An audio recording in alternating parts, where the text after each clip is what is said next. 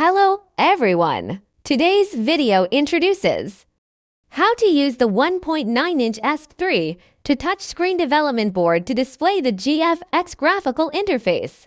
GFX advantages. Compared to UI libraries like lvgl, GFX is a low-level library that interacts directly with the hardware. It will take up less resources. The UI interface can be displayed with relatively less memory and computing resources. Of course, its shortcomings are also obvious. It requires more code to write the UI interface. In addition, the entire UI interface needs to be written by yourself. If you want to write a more complex and beautiful UI interface, it will be a relatively large project.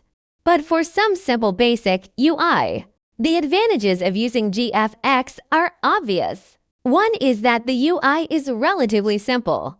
The code used is relatively simple. No need to call more complex UI interface libraries. Another thing is that it takes up less resources. Especially when our board configuration is relatively low, it will be easy to achieve. Of course, our board configuration is relatively high. We are just using this board to show. We can implement some beautiful GFX-related UI interface libraries. For example, we can use the GFX library to implement an alarm or clock. Alternatively, you can also use the GFX library directly to implement electronic photo albums, including data logging. Because when we display numbers and text on the screen, we can use the GFX library directly to achieve this. So in many cases, we don't need to call more complex UI interface libraries such as lvgl. We can directly use the GFX library to achieve the purpose of displaying a UI interface. Next, let's take a look at how our simple UI interface is implemented. We turn on the Arduino. Let's take a look at our code. In the previous video, we have already talked about how to initialize the hardware of the 1.9-inch screen development board.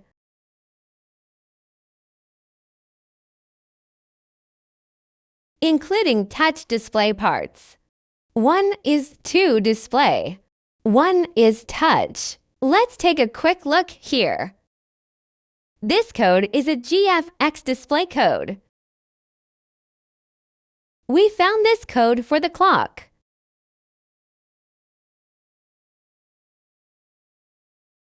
That is the code displayed on our development board. This code is now displayed on our development board. This is the code in our Arduino. You can see that the previous part is the simplest display initialization part of our development board. The previous video has already talked about. I won't repeat it here. Then there are some definitions of some constants. Here are some definitions related to color and time. Let's go directly to setup to see how to initialize. The first step is to initialize the serial port. Initialize the serial port. You can initialize the GFX display. Because our screen is GC9307, which is different from GAGC9A01.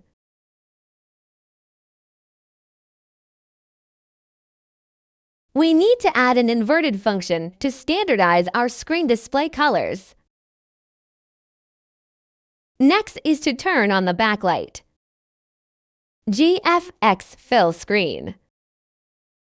Background. Write its background color. We can see that the background color here has been defined as black. It is about writing some content about the clock. The following part is about some of our content on the right side of the screen. We have written some content on the right side of the screen. The location is Changsha, and the time is December 18, 2024.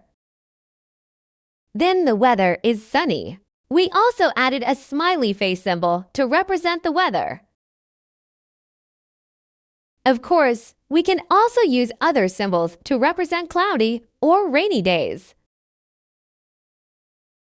You can see that when implementing the GFX interface. We actually use a lot of code because the entire writing needs to be designed by yourself. This kind of UI interface is suitable for implementing a relatively simple and basic UI interface. If you make a more complex interface, the code you write will be very long. The following code content mainly draws on the examples of the GFX library. Let's open the GFX library and take a look at it.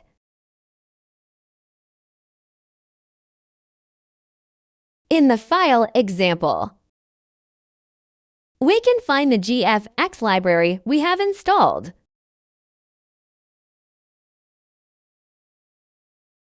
GFX library for Arduino. There are many examples here. For example, we refer to this clock example, then hello words, including some displays of fonts and images, including how to use lvgl for multiple displays, and how NeoPixel is used. Let's show you some examples of writing the entire GFX screen.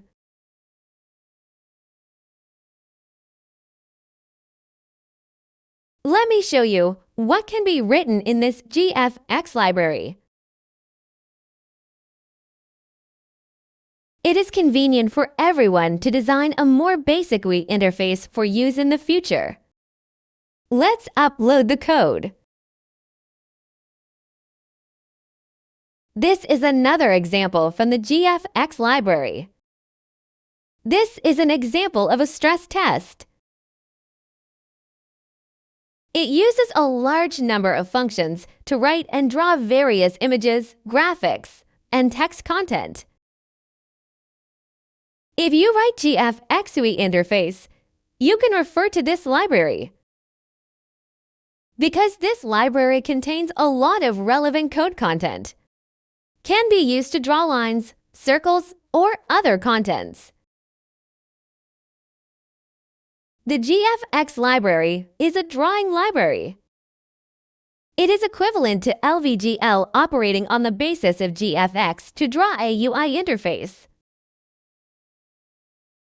The GFX library is a bit more underlying. It takes up less resources and runs faster. Of course, it is not that beautiful, and it is not that complicated. Many contents may be more complicated to implement than the top-level lvgl. A lot of codes need to be compiled manually. But for a simple UI interface, it is relatively easy to achieve. You can see that our code upload is complete. You can see that the screen is now drawing. The whole thing is some of the painting content that GFX can do. Some content drawn directly through the bottom layer. You can see the display including text. For example, we want to read some sensor data. We can directly call the functions of the parts displayed in the text above. These are displayed through some relatively large text. Help us display the sensor data directly on the screen. For example, if we want to display the time, we can directly display the text above. Including sensor data can also be displayed directly. How to write the entire coordinates and where to write them on the screen requires us to specify them manually. Overall, this library is relatively simple to use. It is not recommended if you want to make a complex interface. We mean a simple interface. It is more appropriate to use this simple underlying library to implement. Use a more suitable library for the appropriate scenario.